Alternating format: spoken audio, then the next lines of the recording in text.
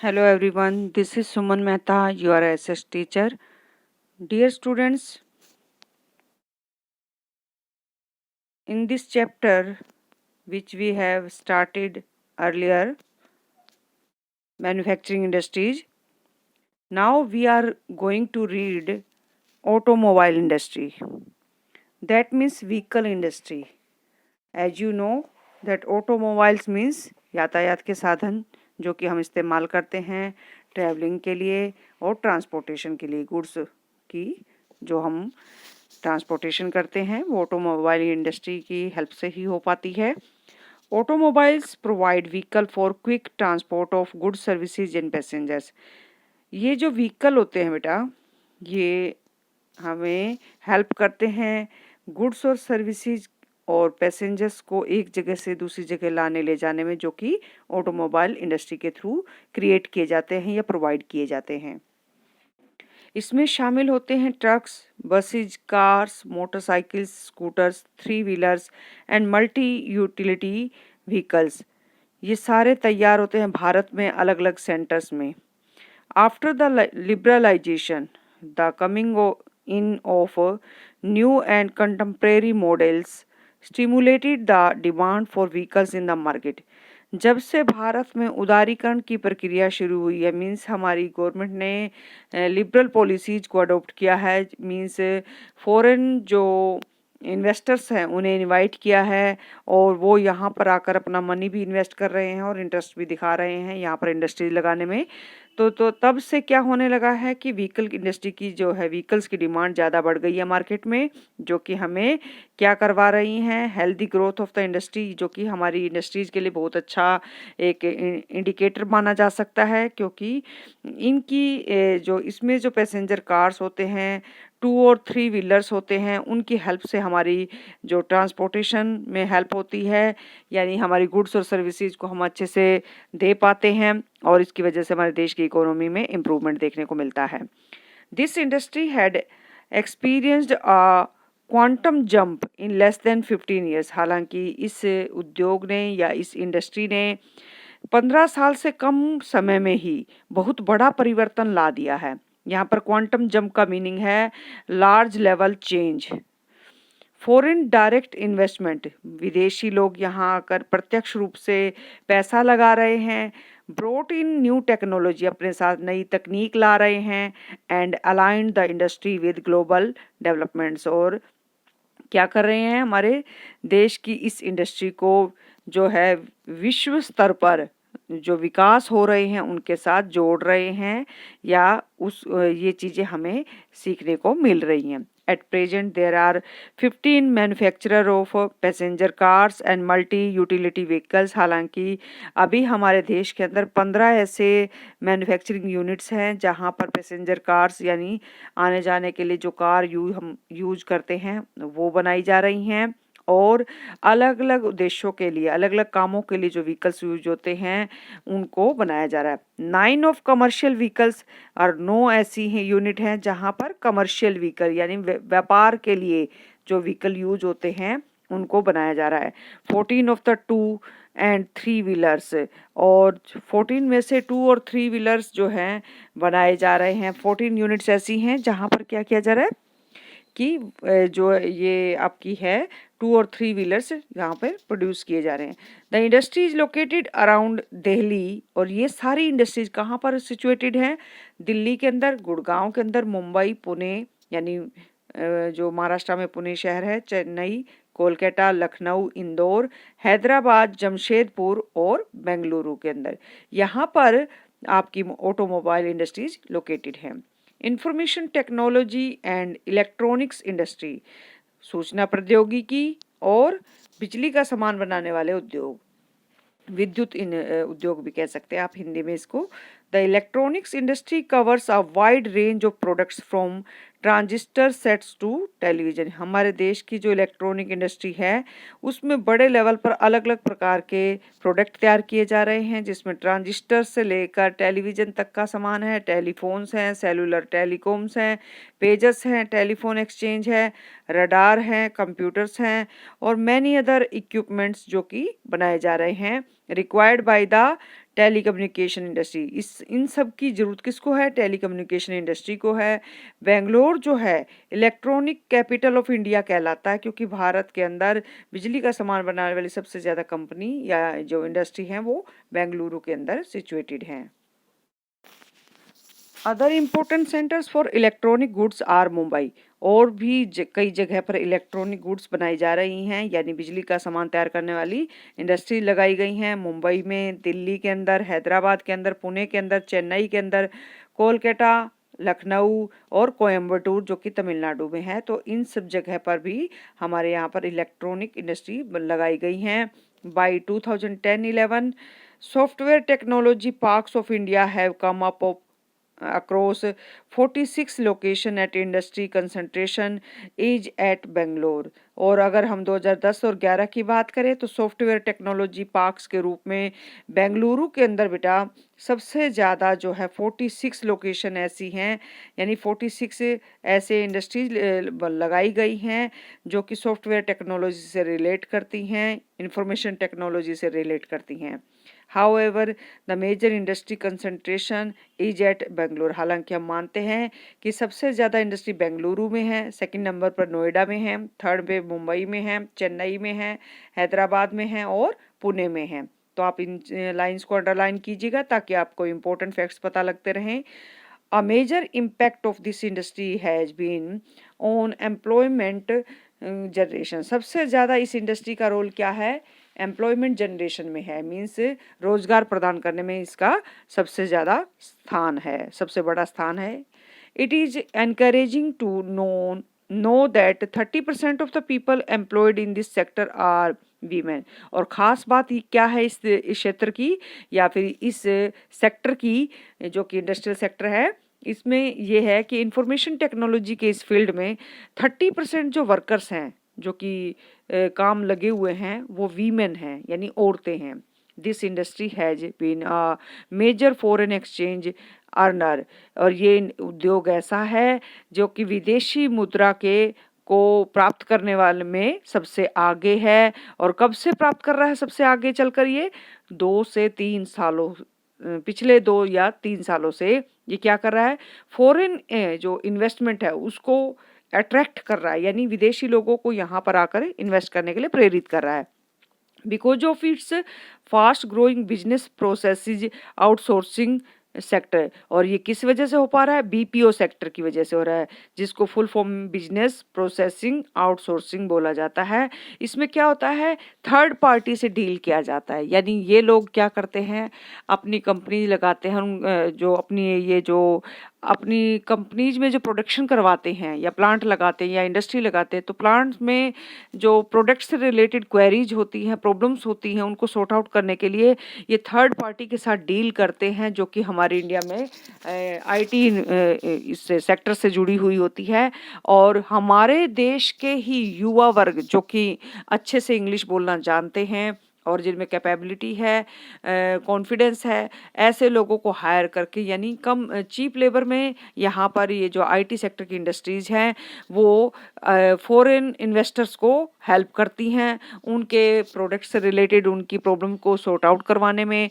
ये प्रोसेस है ये बीपीओ सेक्टर में आती है बेटा, जिसमें थर्ड पार्टी से डील किया जाता है। मीन्स इस आईटी सेक्टर की जो कंपनी होती है इसका कस्टमर से कोई लेना देना नहीं होता, लेकिन इसका लेना देना तब सेट होता है जब ये किसी इंडस्ट्री के एंटरप्रेन्योर से लिंक करती है, यानी किसी इंडस्ट्री के साथ ये समझौता करके उसको सर्विस प्रोवाइड करवाने के लिए जो है एग्रीमेंट करती है। तो इस टाइप से बीपीओ सेक्टर काम करता है। मीन्स इसमें फर्स्ट और जो थर्ड सेक्टर है उसको जोड़ने के लिए बीच में आईटी जो कंपनीज होती हैं वो आती हैं और ये इनके साथ लिंक करते हैं, अपनी प्रॉब्लम्स बताते हैं कि इस टाइप से कोई प्रॉब्लम आए तो उसका क्या सॉल्यूशन देना है। और आईटी सेक्टर की जो कंपनीज होती हैं वो अपने वर्कर्स की हेल्प से या फिर स्पेशलिस्ट की हेल्प से जो कस्टमर की क्वेरीज होती हैं प्रोडक्ट से रिलेटेड या कोई यूनिट से रिलेटेड जो भी दिक्कत होती है उसको दूर ये उस आईटी सेक्टर की जो कंपनीज है वो इनको उसमें हेल्प करती है, यानी कस्टमर्स को सेटिस्फाइड करने का काम आईटी सेक्टर की कंपनीज करती हैं। तो ये बीपीओ सेक्टर कहलाता है, जिसमें थर्ड पार्टी बीच में आकर दो पार्टीज को जोड़ने का काम कर रही है।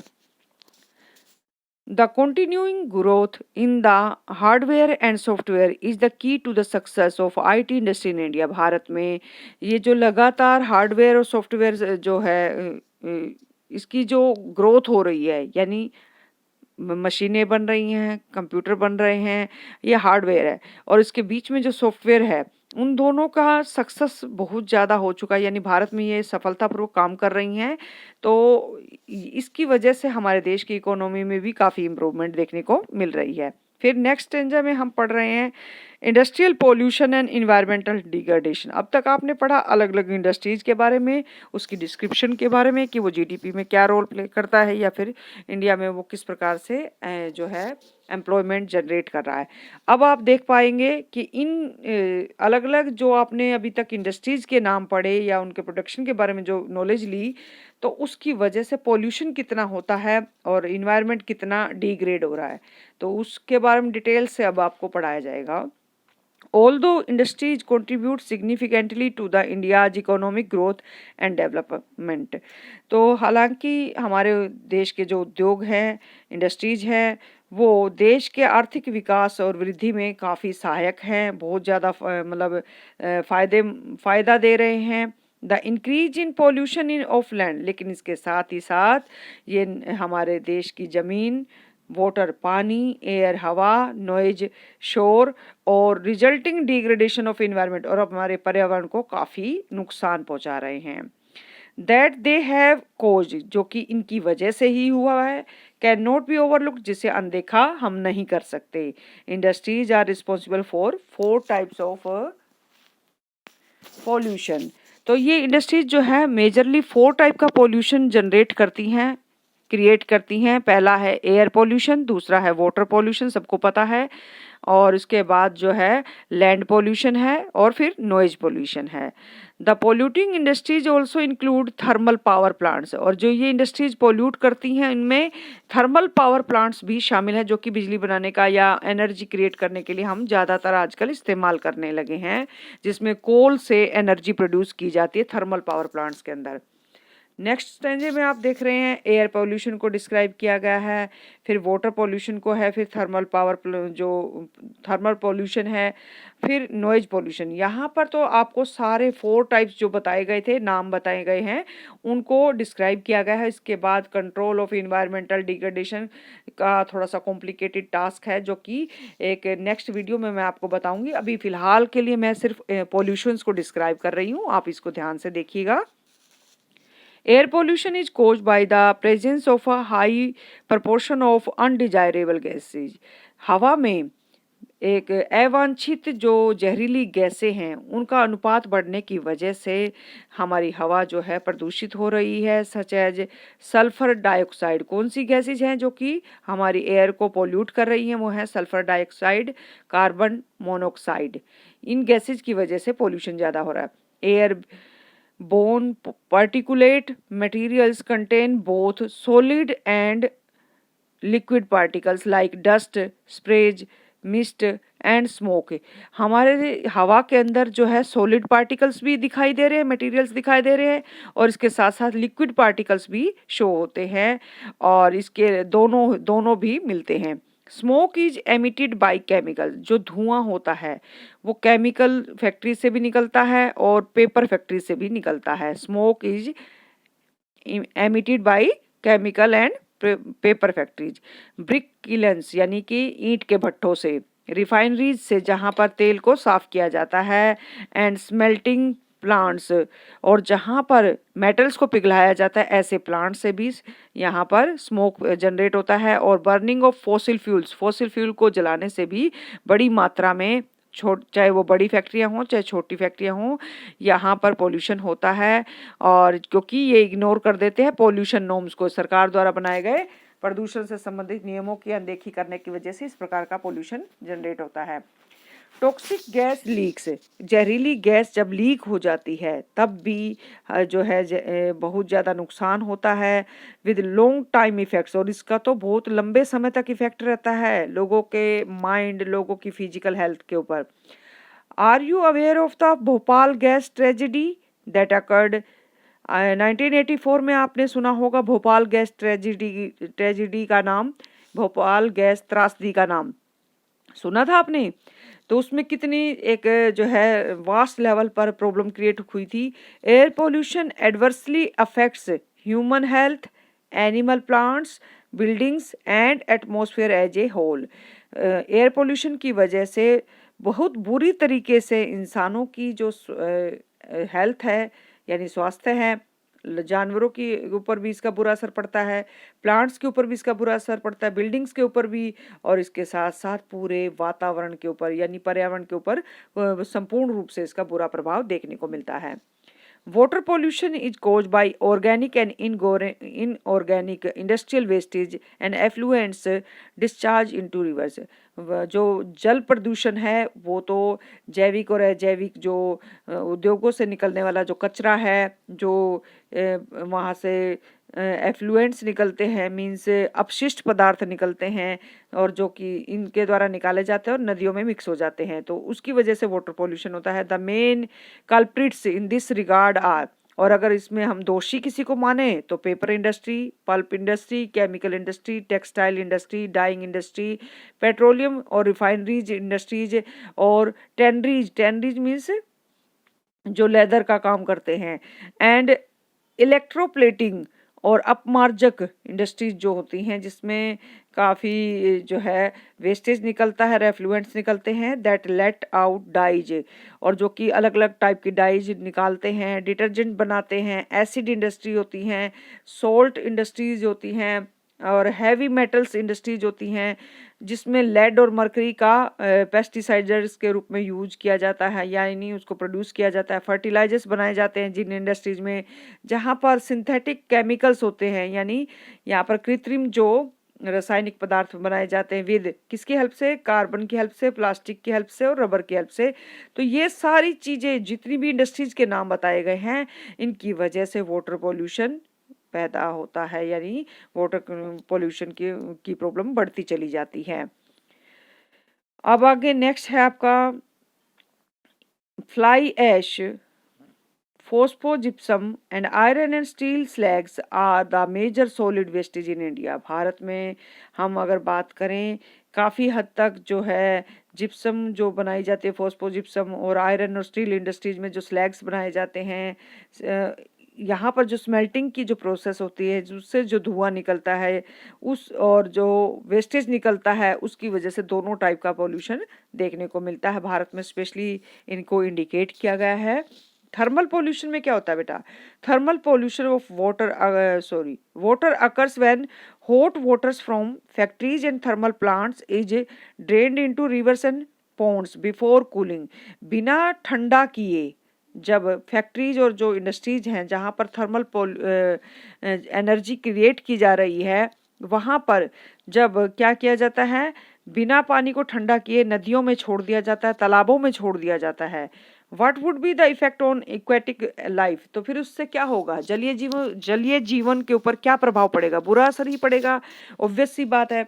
Wastage from nuclear power plant, nuclear power plant से जो वेस्ट निकलता है, न्यूक्लियर और वेपन प्रोडक्शन जो फैसिलिटीज बनाई जाती हैं, फैसिलिटीज जनरेट की जाती है, उसकी वजह से कैंसर जैसी बीमारियां भी पैदा हो जाती हैं, बर्थ डिफेक्ट्स पैदा होते हैं, यानी जन्म से ही जीवों के ऊपर इसका असर देखने को मिलता है, कमी देखने को मिलती है शारीरिक अंगों में या फिर मानसिक रूप से।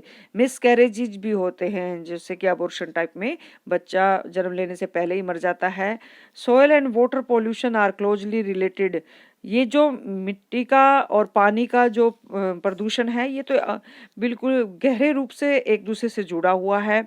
Dumping of wastage specially glass, और अगर हम वेस्टेज बाहर निकाल कर फेंकते हैं, चाहे उसमें शीशा शामिल हो, हार्मफुल केमिकल्स हों, इंडस्ट्रियल एफ्लुएंट्स हो, इंडस्ट्री से उद्योगों से निकलने वाले अपशिष्ट पदार्थ हों, पैकेजिंग इंडस्ट्री से निकलने वाला वेस्टेज हो, चाहे सोल्ट्स हों और गार्बेज रेंडर्स हों, ये सारे के सारे क्या करते हैं, सोयल को यूजलेस बनाते हैं, यानी प्रयोग करने लायक नहीं छोड़ते, यानी हमारे देश की जो जमीन की जो मिट्टी है वो खराब होने लगती है। Rain water percolates to the soil carrying the pollutants to the ground. देखिए जब बारिश आती है तो बारिश का पानी क्या करता है, इस जो वेस्टेज है या जो पोल्यूटेंट्स है उनको जमीन से एक जगह से दूसरी जगह शिफ्ट कर देता है, जिससे कि आगे चलकर वो दूसरी जमीन भी कॉन्टामिनेटेड हो जाती है और इसकी वजह से ग्राउंड वाटर जहाँ भी होता है इकट्ठा होता है वो भी पॉल्यूट हो जाता है। आपने ये तो पढ़ा थर्मल पॉल्यूशन के बारे में। अब नेक्स्ट देखिए आप नॉइज पॉल्यूशन के बारे में, जो कि आपका ध्वनि प्रदूषण कहलाता है। Noise pollution not only results in irrigation and anger. ये जो ध्वनि प्रदूषण होता है इससे ना केवल जीवों के मन में या उनके दिलो दिमाग में इरिटेशन पैदा होती है, गुस्सा पैदा होता है, यानी वो चिढ़ना शुरू कर देते हैं, चिढ़ना बोलते हैं ना जिसको, कि वो पर्सन उससे चिढ़ता है, तो ऐसे वो ये चिड़चिड़ाहट उनके मन में पैदा हो जाती है, गुस्सा पैदा हो जाता है शोर के वजह से। It can also cause hearing impairment, और इसकी वजह से कानों से संबंधित बीमारियां, सुनने से संबंधित बीमारियां पैदा हो जाती हैं। इंक्रीज हार्ट रेट, और इससे जो हमारी हार्ट रेट होती है यानी हृदय की धड़कने की जो दर है वो बढ़ जाती है। And blood pressure among other psychological effects, और इसके साथ साथ हमारा जो ब्लड प्रेशर है उसके ऊपर भी इसका बुरा जो है प्रभाव देखने को मिलता है। Unwanted sound is an irritant and a source of stress, जो हम चीज़ सुनना नहीं चाहते उतना ज़्यादा शोर अगर हमें सुनने को मिले तो इससे इरिटेशन पैदा होगी, स्ट्रेस पैदा होगा, यानी हमारे दिमाग पर इसका बोझ बनेगा। इंडस्ट्रियल एंड कंस्ट्रक्शन एक्टिविटीज जब होती हैं, यानी कहीं पर अगर फैक्ट्री के अंदर मशीनों का शोर हो रहा है या फिर कहीं पर बिल्डिंग बन रही है, तो वहाँ पर तोड़फोड़ की जो आवाज़ें आती हैं या मशीन को चलाकर ड्रिल मशीनों की हेल्प से जो काम लिया जाता है तो उससे जो नॉइज होता है, और फैक्ट्री इक्विपमेंट चलाने की वजह से जो शोर होता है, जनरेटर्स को चलाने की वजह से जो शोर होता है, सोज एंड यहाँ पर न्यूमेटिक, और इसके अलावा भी जो आरे की मशीनें हैं, यानी जहाँ लकड़ी को काटा फर्नीचर बनाया जाता है वहाँ भी शोर बहुत ज़्यादा होता है। इलेक्ट्रिक ड्रिल्स जो यूज की जाती हैं, तो इस सब की वजह से क्या होता है, नॉइज पोल्यूशन ज़्यादा होता है, और नॉइज पोल्यूशन होने की वजह से इरिटेशन, स्ट्रेस बढ़ता है और काफ़ी सारे बैड इफ़ेक्ट हमारी हेल्थ पर पड़ते हैं, और यही सब हमारे आगे चलकर हमारी हेल्थ को जो है वर्सली अफेक्ट करते हैं। तो ये तो थे बेटा हमारे 4 टाइप्स के पोल्यूशन। तो मैं उम्मीद करती हूँ इतना आपको लेसन समझ आया होगा, और इसके साथ ही आप क्या करेंगे, यहाँ तक इस लेसन को रीड करेंगे और इसके in between question answers learn कर लेंगे। Thank you very much.